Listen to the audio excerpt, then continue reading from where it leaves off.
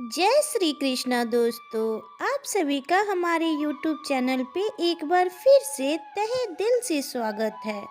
आखिर मरते हुए कर्ण को द्रौपदी ने क्या दिया था? महाभारत में कर्ण एक बहुत ही खास पात्र था।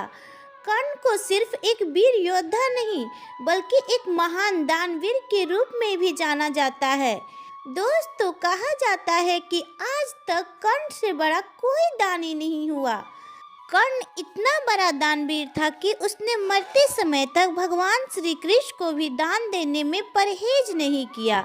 अंतिम सांस गिनते समय उसके पास कुछ नहीं था, लेकिन फिर भी उसने भगवान श्री कृष्ण को निराश नहीं किया, बल्कि उन्होंने एक ऐसा दान दिया जिससे भगवान श्री कृष्ण ने खुश होकर कर्ण को 3 वरदान भी दे दिया। लेकिन द्रौपदी ने मरते हुए कर्ण को क्या दिया? चलिए जानते हैं एक कथा के अनुसार। जब कर्ण घायल होकर अपनी मृत्यु का इंतजार कर रहा था, तो उस समय उनकी दानवीरता की परीक्षा लेने भगवान श्री कृष्ण उसके पास गए। कर्ण अपनी अंतिम सांस गिन रहा था और वह अपने इस दुर्भाग्यशाली जीवन पर अफसोस कर रहा था। तभी भगवान श्री कृष्ण उसके सामने एक ब्राह्मण वेश में पहुँचे और उससे कहे कि मैं तुमसे अंतिम समय में कुछ दान मांगने आया हूँ, लेकिन तुम्हारी हालत देखकर समझ में नहीं आ रहा है कि मैं तुमसे क्या मांगूं। ऐसा लग रहा है कि तुम्हारे पास मुझे देने के लिए कुछ भी नहीं है। कर्ण ने दान के लिए आज तक किसी को इनकार नहीं किया था और ना ही खाली हाथ लौटाया था, और इस बार तो स्वयं भगवान श्री कृष्ण उससे कुछ मांग रहे थे।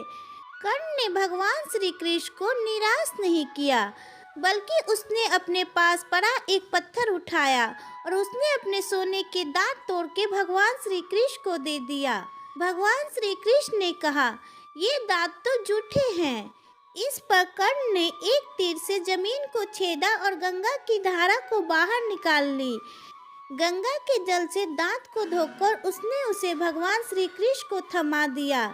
भगवान श्री कृष्ण उसकी इस दानवीरता को देखकर अत्यंत प्रसन्न हुए और कहा कि तुम्हारी यह दानवीरता युगों युगों तक याद रखी जाएगी। वह कर्ण के लिए भावुक होते हुए उसे 3 वरदान मांगने को कहा। कर्ण ने वरदान रूप में अपने साथ हुए अन्याय को याद करते हुए भगवान श्री कृष्ण के अगले जन्म में उसके वर्ग के लोगों के लिए कल्याण करने को कहा। दूसरे वरदान में उसने मांगा कि उसका जन्म उसी राज्य में हो जहां भगवान श्री कृष्ण का शासन हो, और तीसरे वरदान के रूप में अपना अंतिम संस्कार ऐसी जगह करने को कहा जो पाप मुक्त हो। भगवान श्री कृष्ण तीसरा वरदान सुनकर दुविधा में पड़ गए थे, क्योंकि इस संसार में कोई ऐसी जगह नहीं है जहां पाप ना हुआ हो। बहुत सोच विचार करने के बाद भगवान श्री कृष्ण ने कर्ण का अंतिम संस्कार अपने हाथों पर किया था। लेकिन इस बीच जैसे ही द्रौपदी ने कर्ण की मृत्यु का समाचार सुना, तो वह दुख से मूर्छित हो गई।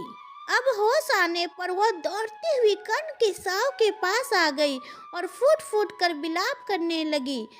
अब इसके बाद कर्ण से उसके साथ किए गए अपमान के लिए कर्ण से माफी मांगी, और अब द्रौपदी को बहुत ही पश्चाताप हुआ कि उसने कर्ण जैसे महान योद्धा का स्वयंवर में अपमान किया था।